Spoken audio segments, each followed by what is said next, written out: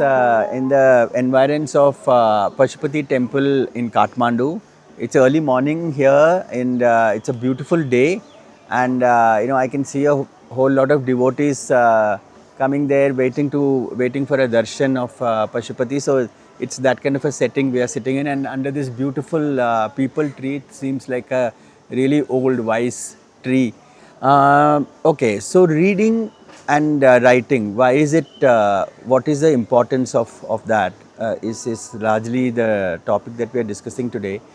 I really feel that in today's time, particularly when there is so much going on around us, when we are all living from reel to reel and from Instagram post to Instagram post to tweet, there is an information overload in our heads. We are able to, there is so much happening, and if you are not into it, you feel like, you're missing out. So, you try to imbibe as much as you can.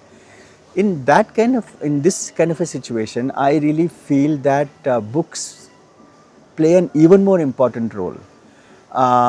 Books are where we are able to sit with it for hours, engage with the mind, the author's mind, come to know of what he or she is writing about, of a particular time, of a particular place, of a society, of politics, of history, and what happens is, or rather why people should read is that to get that, a distilled idea of time and space, that can happen only in a book.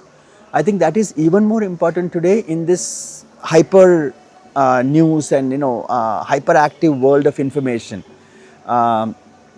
Like for instance, if you read, let's just take an example of George Orwell's 1984.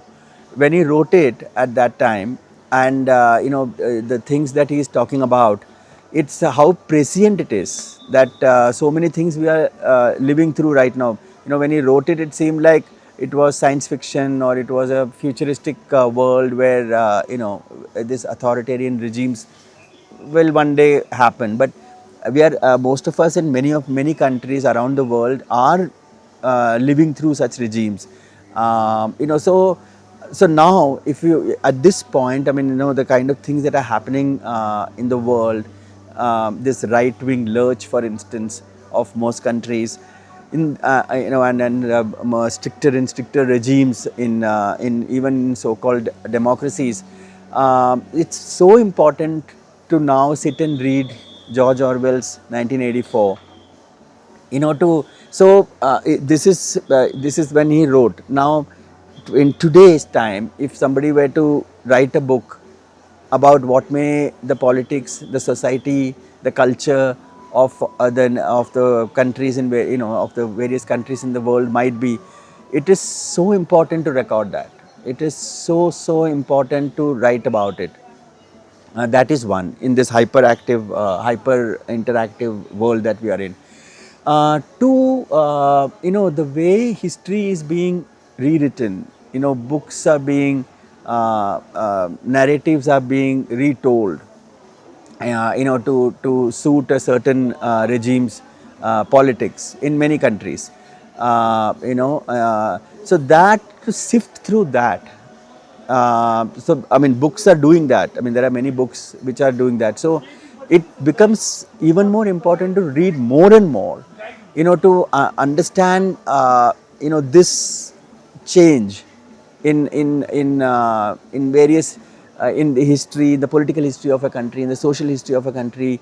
Some things that are being pushed under the carpet, some things that are being made to look more prominent. So in this kind of a situation also, I think books from the past, from other cultures, from other countries, they really bring a perspective so that you are able to judge about a certain book at this time which has come out. So that gives you, otherwise, if you read only the things that are being written right now, you may form a certain opinion of things. But if you go back and read the books that the greats have already written, and that gives you a perspective of how the world has moved. You know, what are the various say political streams that have been in the world, in various parts of the world, how they emerged, how they rose to prominence, how many of them fell. You know, to read historical books, to read non-fiction and fiction and poetry. In fact, you know, the poetry in so many times, actually poets are such great recounters of their time. You know, in very succinct, in very few lines, they tell you, you know, they can tell you about how so many things, say women's condition in a society was, how the oppressed were, you know, how the powerful dominated and oppressed, you know, the so many, I mean, you know, so poetry is evidence of history also. So fiction, non-fiction, poetry, I mean, I really would say that today is the time to read even more. To understand the complexities of the world, books are the only recourse.